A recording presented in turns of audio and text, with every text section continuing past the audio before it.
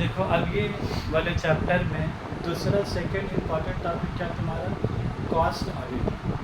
Cost audit का मतलब क्या हो गया ना, अब जैसे हम लोग फाइनेंशियल ऑडिट करवाते हैं, प्रॉफिट कितना कमाया इन्हें कमाया।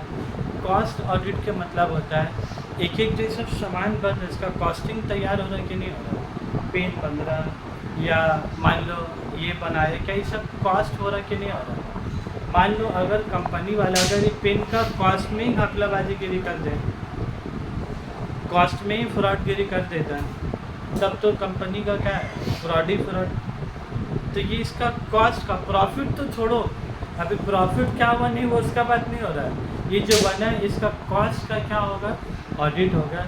क्या इसमें 5 रुपये ठीक जोड़ा है, क्या इसमें 2 रुपये ठीक मटेरियल का जोड़ा है, मटेरियल आया कितना रुपया का, मटेरियल आया 5 किलो, 5 किलो मटेरियल आने के बाद इससे इतना सारा कपड़ा बना, तो 10 तो पीस शर्ट बना, एक तो 5 मीटर कपड़ा से, या 2 पीस शर्ट बना तो 5 मीटर कपड़ा में 2 अढ़ाई मीटर करके 2 में कपड़ा पैसा का बांटना चाहिए।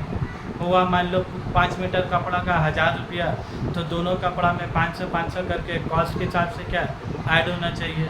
क्या उतने ही रुपया ऐड हुआ कि नहीं हुआ, पता चला 5 मीटर कपड़ा में 1000 रुपया लगा, तो 250 में मीटर में लगा 250 और 500 1000 रुपया, तो बेटा वो 500 जोड़ने का बोली तो 800 से जोड़ दिया, तुम तो कॉस्ट तो वही घपला हो गया। कंपनी को बोलेगा कि हमको प्रॉफिट नहीं हो रहा, लेकिन तो कॉस्ट में तो प्रॉफिट को क्या किया, तो ऐड कर दिए, लगा 500 बोले 800 रुपया। तो इसीलिए कॉस्ट ऑडिट भी होना क्या है, बहुत ज़रूरी है। और ये सब जो हम कॉस्टिंग की बात किया ना, कपड़ा इतना लगा, सूता इतना लगा, जैसा अकाउंटिंग का बुक्स ऑफ अकाउंट्स होता है, purchase day book, sale day book, इस सब में सारा क्या रिकॉर्ड हो रहा है, वैसे ही कॉस्ट रिकॉर्ड मेंटेन होता है। वैसे क्या रिकॉर्ड मेंटेन होता है, कॉस्ट रिकॉर्ड मेंटेन होता है। ये डिपार्टमेंट की तरफ से पूरा रिकॉर्ड बताया गया है कितना सारा बुक वगैरह मेंटेन करना है, सारा फॉर्मेट वॉर्मेट सब कुछ, ये सब कुछ डिपार्टमेंट वाला या जो CMA वगैरह जो पढ़ाई करता है, कॉस्ट एंड मैनेजमेंट अकाउंटिंग, वो लोग जो कॉस्ट पढ़ रहा तो लोग क्या ऑडिट करेंगे जाते हैं, ये वाला कॉस्ट ऑडिट। ये वाला कॉस्ट ऑडिट वही लोगों को ही मिलता है जो लोग CMA वगैरह करते हैं। पहले उसका नाम CWA था, उसका बाद चेंज होकर हो गया CMA। पहले क्या था, लोगों का नाम बोलो कॉस्ट एंड वर्क अकाउंटेंट, लेकिन उन लोगों को ख़राब लगने लगा, हम लोग को वर्क बोलेगा, हम लोग वर्कर है, हम लोग पढ़ा लिखा आदमी है। तो फिर बहुत दिन तक बहस चला, सुप्रीम कोर्ट में केस चल कर रहा, नाम चेंज करके फिर institute of cost and management accounting हुआ, CWA से नाम क्या हो गया CMA। और फिर अलग बहुत दिन तक की बाद में झगड़ा करने लगा कि एक चार्टर्ड अकाउंटेंट लोग का शॉर्ट फॉर्म क्या आता है, CA होता है, तो हम लोग भी तो कॉस्ट अकाउंटेंट ही ना होगा, तो हम लोग का भी नाम भी CA होगा। ये शॉर्ट फॉर्म में बहुत दिन तक केस चला, ठीक है। तुम लोग एज ए स्टूडेंट पढ़ रहे हो, तुम लोग का मसला नहीं मालूम, लेकिन अब जाहिर सी बात है CA केस जीतेगा कि CMA वाला जीतेगा, CA वाला केस जीतेगा। तो केस जीतने का बाद बात, इन लोग नाम का आगे में CA लिखा गया और उन लोग का नाम से पहले लिखा गया CMA। कॉस्ट अकाउंटेंट जरूर है, लेकिन भाई तो क्या लिखेगा, CMA लिखेगा। हम लोग चार्टेड अकाउंट में क्या लिखेंगे, CA लिखेंगे। नहीं तो CA दोनों में सेम लिखा था, तो जो बाहर पब्लिक है, कंपनी है, उन लोग को आइडेंटिफाई करने में प्रॉब्लम होता है कि नहीं होता है, कौन CA और कौन CMA। तो ये सब का बहुत सारे बात को मद्देनज़र रखते हुए एक तो होगा शॉर्ट फॉर्म CA हुआ और एक तो होगा शॉर्ट फॉर्म CMA हुआ। देखो नॉर्मली कोई कॉस्ट एंड मैनेजमेंट अकाउंटेंट नहीं बोलता, नॉर्मली क्या बोलता है, कॉस्ट ऑडिटर बोलता है। जैसा चार्टर्ड अकाउंटेंट CA ऑडिटर बोल रहा है, चार्टर्ड अकाउंटेंट मतलब कौन बोलता है, पूरा नाम कॉस्ट एंड मैनेजमेंट अकाउंटेंट। तो लोग का कहना था कि हम लोग भी CA तो लोग भी CA, लेकिन जब सुप्रीम कोर्ट में केस हुआ तो इंस्टीट्यूट जीत गया वहाँ पर। तब वो लोग कॉस्ट ऑडिट के केस में, कॉस्ट ऑडिट के केस में ऑडिट करने जाएगा, वो लोग जो CMA PMA कर रहे हैं, वो लोग जाके कंपनी का क्या चेक करेगा, बोलो कॉस्ट रिकॉर्ड चेक करेगा। क्या रिकॉर्ड, बोलो कॉस्ट रिकॉर्ड। तो कॉस्ट रिकॉर्ड चेक करने के लिए सरकार कुछ प्रोविज़न दिया है कॉस्ट ऑडिट का, एक है रेगुलेटेड सेक्टर और एक तुम्हारा क्या नॉन रेगुलेटेड सेक्टर। और फिर सरकार का लिस्ट है कौन कौन सेक्टर को रेगुलेटेड बोलेंगे, कौन कौन सेक्टर का नॉन रेगुलेटेड। तो तुम लोग का भी सबसे का मतलब नहीं है, तुम खाली बेटा देखो जो रेगुलेटेड सेक्टर होगा वहाँ पर ही एनुअल टर्न ओवर, देखो क्या लिखा है एनुअल टर्नओवर, अभी एनुअल में देखो आगे में वर्ड क्या लिखा हुआ है, ओवरऑल।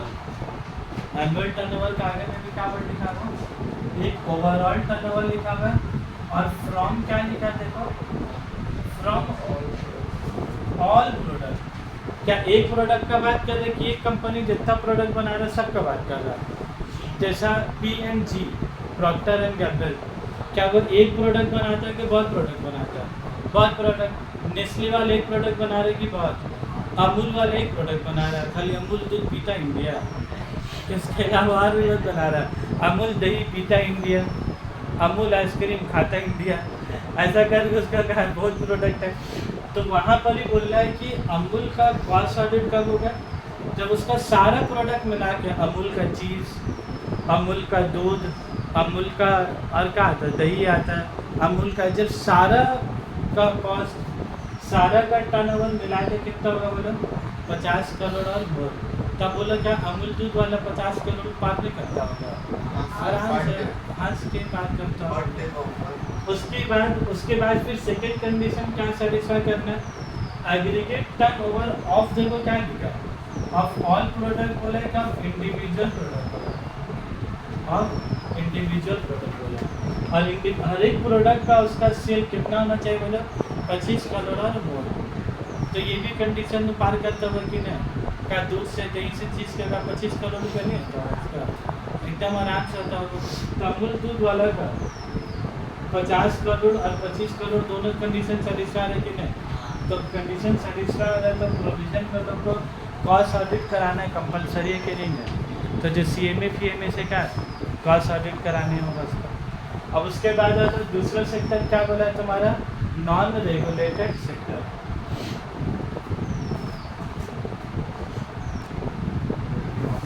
अब रेगुलेटेड सेक्टर में ऑल प्रोडक्ट से कितना चाहिए, 50 करोड़, और इंडिविजुअल प्रोडक्ट से 25 करोड़ और मोर। और नॉन रेगुलेटेड सेक्टर में भी कुछ प्रोडक्ट आता है, विरता भी बताएंगे, पूरा लिस्ट है, बोलेगी कि कौन सा रेगुलेटेड में आएगा, कौन सा नॉन रेगुलेटेड। नॉन रेगुलेटेड में एनुअल टर्नओवर सब प्रोडक्ट से मिला के, देख लो, annual product from all product and services.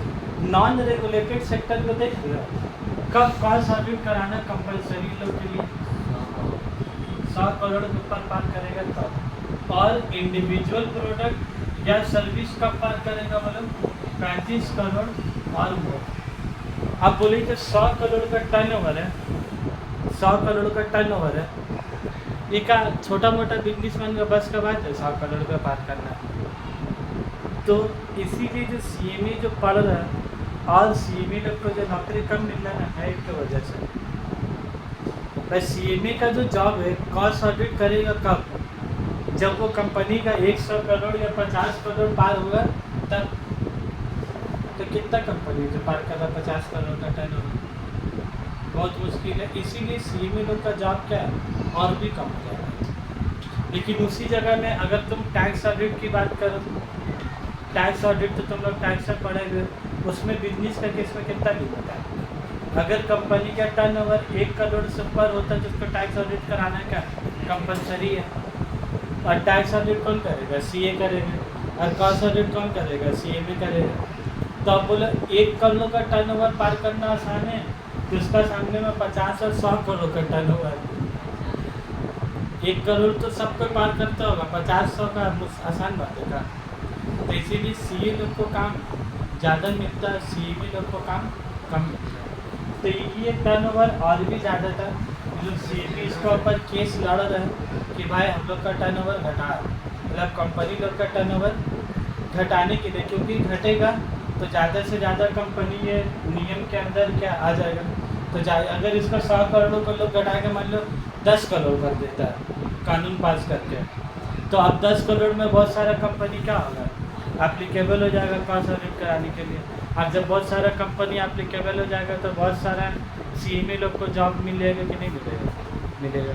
तभी केस चल रहे, लोग बोला वाह भाई वाह, उन लोग के लिए 1 करोड़, हम लोग के लिए 100 करोड़, कितना नाइंसाफी। तो 1 करोड़ इसीलिए हम लोग के भी केस लड़ के क्या कम कराने मांग रहे हैं, लेकिन जितना मुश्किल है।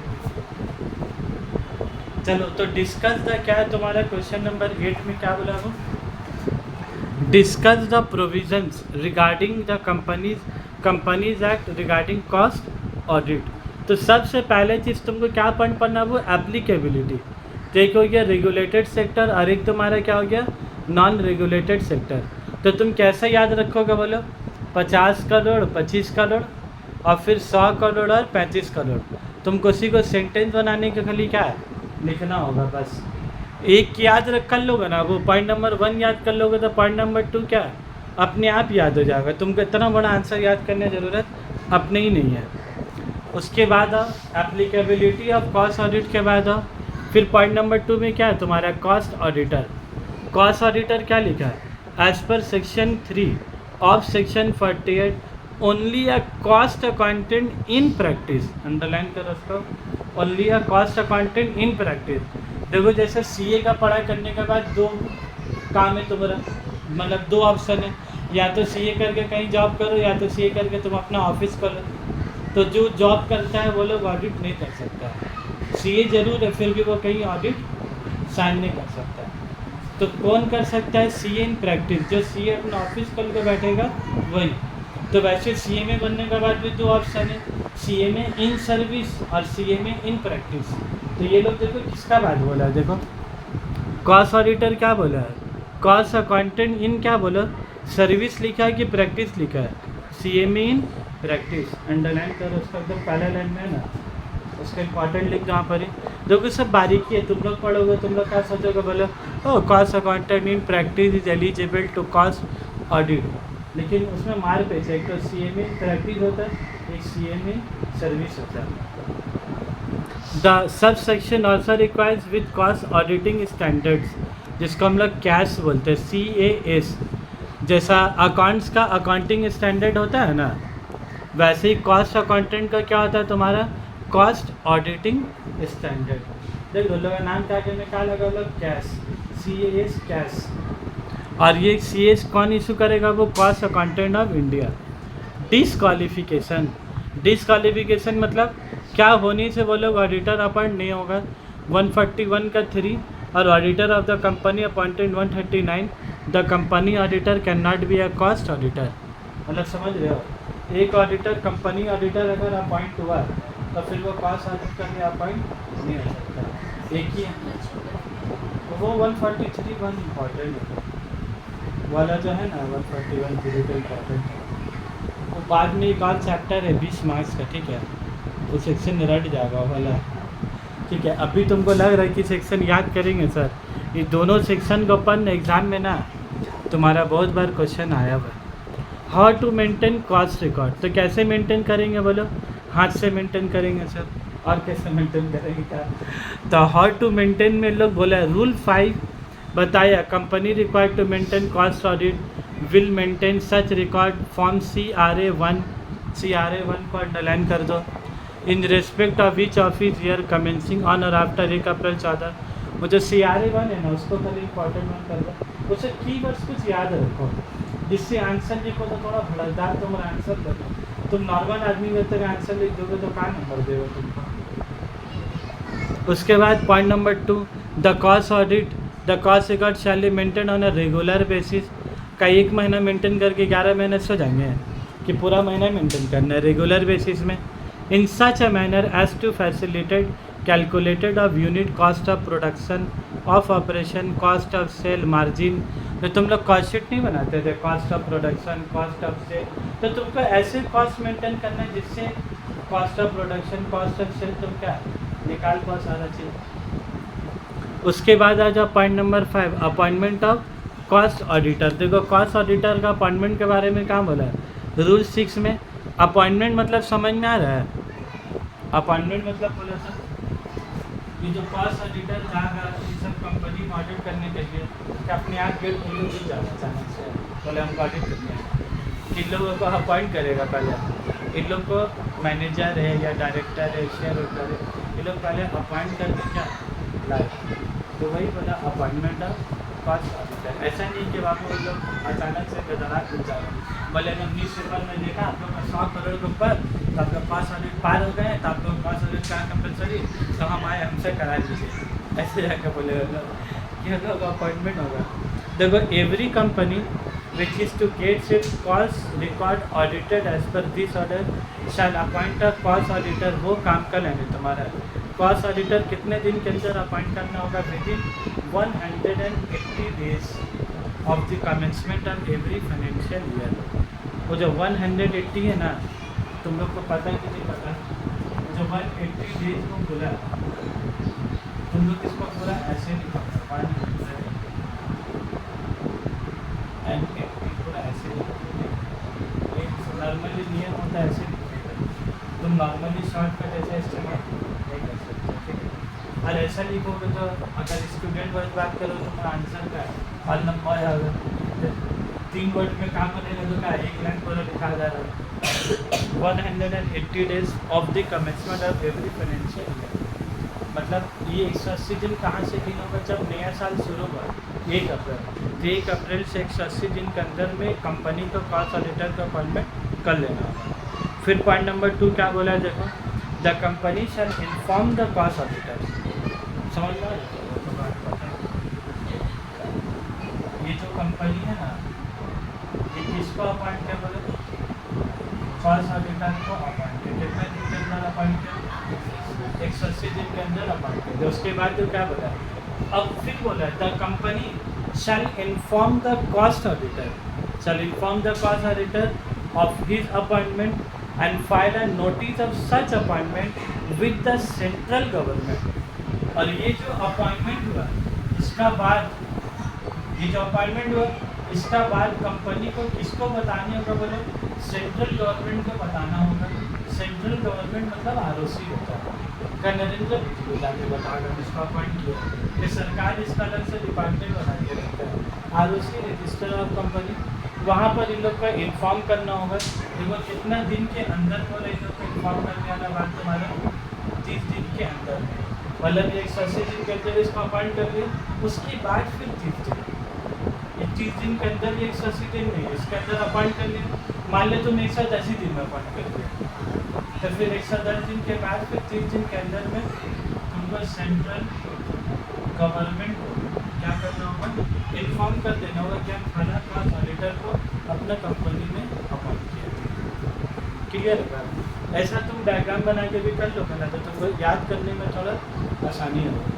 फिर पॉइंट नंबर 3 क्या बोला? The cost auditor shall continue in such capacity till the expiry of 180 days from the closure of the financial year until he submit his cost audit।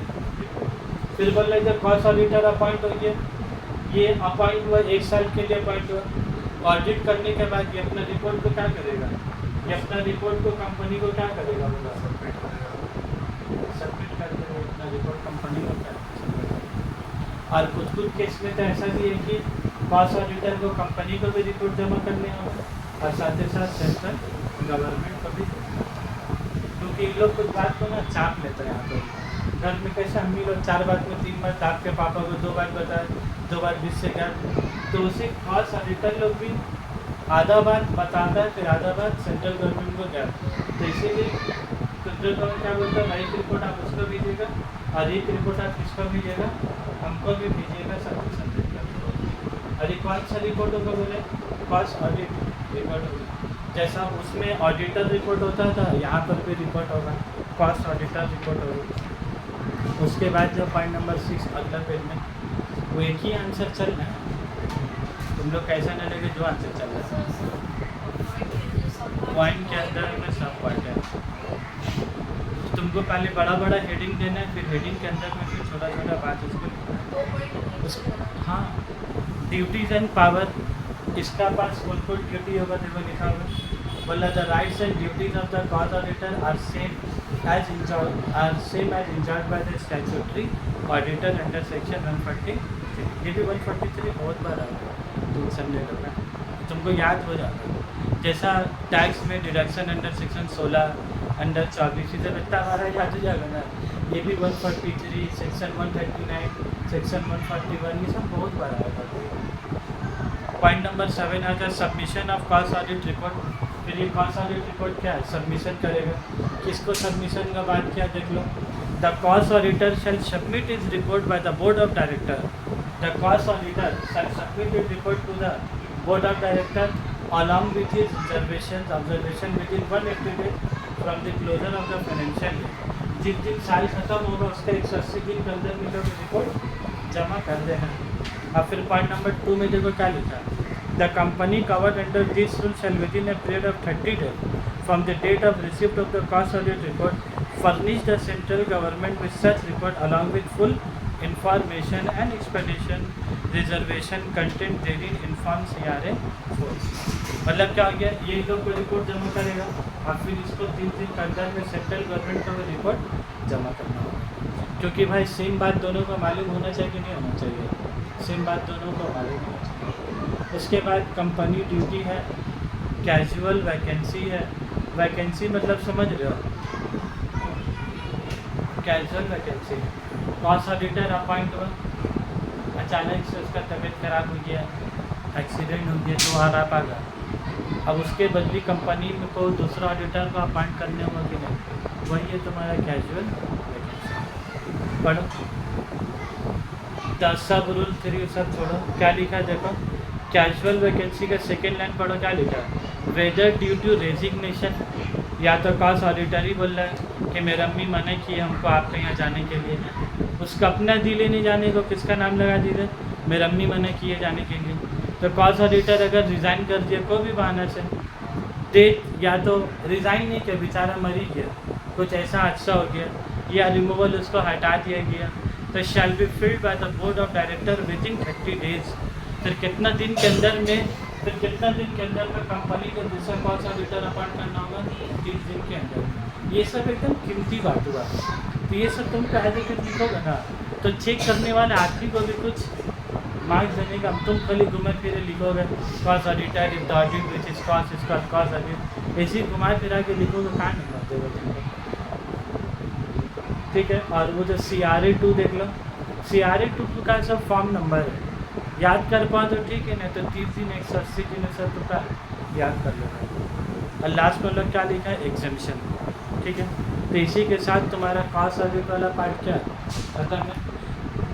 Cost audit से रिलेटेड 2 क्वेश्चन है, एक तो ये provision हो गया, और दूसरा cost audit से रिलेटेड एक और क्वेश्चन है, क्वेश्चन नंबर 7 में कॉस्ट ऑडिट से रिलेटेड एक और क्वेश्चन है। ये तो क्वेश्चन फेकम फाकी वाला क्वेश्चन है, ठीक है। ये क्वेश्चन बहुत टेक्निकल क्वेश्चन था, इसका नाम ही तुम देखो क्या बोला, व्हाट इज़ कॉस्ट ऑडिट और describe the objective of cost audit. तो कॉस्ट ऑडिट क्या हो गया तुम्हारा, क्या रिकॉर्ड चेक करोगे बोला, independent verification of cost record maintain in manufacturing and mining industry. मतलब जो लोग माइनिंग है, मैन्युफैक्चरिंग, ये लोग का क्या कॉस्ट ऑडिट होता है। It is conducted with a view to ascertaining whether cost record of the company are being maintained as per cost accounting principles, plans and procedure। मतलब कॉस्ट ऑडिट इसलिए होता है, ये जो बार बार ऑडिटर जाता है, ये जा जाके कंपनी का चेक करता है, तो क्या चेक करता है कि कंपनी अपना कॉस्ट ऑडिट का जो स्टैंडर्ड्स है, रिकॉर्ड्स है, ये सब सारा प्रॉपर्टी मेंटेन कर रहे हैं। तो वो क्वेश्चन तो एकदम नॉर्मल है, एकदम बाकी वाला क्वेश्चन, वो तुम जो पढ़े हो ना क्वेश्चन नंबर वाला 8 में, वो तुम्हारा ज़्यादा कीमती क्वेश्चन है। वो अगर आ गया तो तुम उसमें फंसा नहीं सकते हो आपको, तुमको 30 दिन 180 दिन, ये 50 करोड़ 25 करोड़ 100 करोड़ 35 करोड़, ये सब तुमको याद करके जाना है, वो तुम फंसा सकते हो कुछ, वहाँ अपना ओन वर्ड्स तुम्हारा कोई काम नहीं देगा। लेकिन ये जो ऑब्जेक्टिव पूछा, तुम ऑब्जेक्टिव पढ़ो, तुम इसमें अपना तरफ से भी लिख सकते कि नहीं। देखो ऑब्जेक्टिव में क्या बोला है, to see whether there is any error of principle, error of principle को अंडरलाइन कर दो। ऑब्जेक्टिव क्या है कि ऑडिटर जाएगा तो चेक करेगा कि क्या यहाँ कुछ गलती उलती तो नहीं हुआ कंपनी में, एरर। पॉइंट नंबर 2 देखो क्या बोला है, to verify the correctness and propriety of recorded events. मतलब जो इवेंट्स यहाँ रिकॉर्ड हुआ है, प्रोपराइटी मेंटेन है कि नहीं है, प्रोपराइटी का मतलब बताए तुम लोग को। Point number 3, to see value of closing finish stock and WIP have been correctly assessed. अब यहाँ तुम लोग को पता ही, जब तुम लोग कॉस्ट बनाते थे तो तुम लोग को opening stock of WIP, closing stock of WIP, opening stock of finish good, closing stock of finish good, ये सब निकालना होगा कि नहीं। तो लोग निकाले कौन, कंपनी वाला निकालेगा, और कॉस्ट ऑडिटर जाके क्या चेक करेगा क्या वो सही फिनिश गुड का वैल्यू निकाला है कि गलत निकाला है। और वो बार बार याद रखोगे। तुम लोग हम कंपनी ऑडिट में भी बोला था, स्टैट्यूटरी ऑडिट में भी, कि कॉस्ट ऑडिटर का काम जाके बुक्स ऑफ अकाउंट बनाना नहीं होता, बनाने का काम मैनेजमेंट का। कॉस्ट ऑडिटर का काम क्या, जाके चेक करना। बहुत आदमी लोग का मिसकंसेप्शन होता है, ऑडिटर किया ना जाके रिकॉर्ड बनाएगा। भाई रिकॉर्ड बनाने के लिए क्या, रिकॉर्ड बना के लोग रखे हुए, हम लोग जाके उसका रिकॉर्ड को क्या है चेक करते हैं। ठीक है, बहुत फर्क याद रखोगे। ऐसा ना हो जाए कि तुम बेटा ऑडिट पढ़ लियो और ऑडिट का काम का जो मुद्दा का बाजी का भूल गए। और तुम लोग हम बार बार बोले कि देखो इंटरव्यू के लिए इंसान जाता है, तो इंटरव्यू लेने वाला आदमी भी ये उम्मीद नहीं करते कि तुमको एकदम 50 करोड़ 100 करोड़ अंदर का 180 चीज़ पूरा याद है, ये भी उसका एक्सपेक्टेशन नहीं है।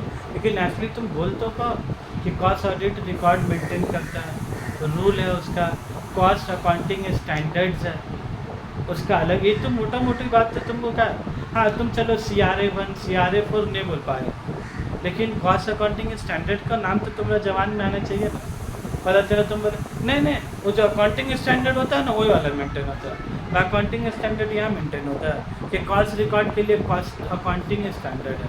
और कॉस्ट अकाउंटिंग स्टैंडर्ड कौन बना के देगा बोलो, इंस्टीट्यूट ऑफ कॉस्ट अकाउंटेंट। और अकाउंटिंग स्टैंडर्ड कौन बना के देगा, इंस्टीट्यूट ऑफ चार्टर्ड अकाउंटेंट। उसके इंस्टीट्यूट अलग, इसके इंस्टीट्यूट क्या अलग। उसके बाद देखो जनरल ऑब्जेक्ट, फिर नीचे में क्या है तुम्हारा सोशल ऑब्जेक्ट। तो तुम अपने से दोनों में जैसा 9 पॉइंट है ना, 9 पॉइंट 10 पॉइंट, तुम 5 तो क्या याद कर लोगे, तो अपने आप तुम्हारा 5 क्या है 10 पॉइंट हो जाएगा याद करने के लिए।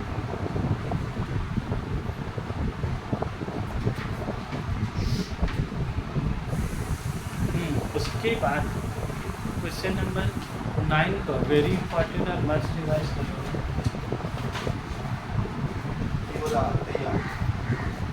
ठीक है, तुम लोग अभी इंटरनल दोगे तो देखोगे और वीडियो अलग बनाएगा। ठीक है, फाइनेंशियल ऑडिटर कॉस्ट ऑडिट का डिफरेंस कब पड़ना।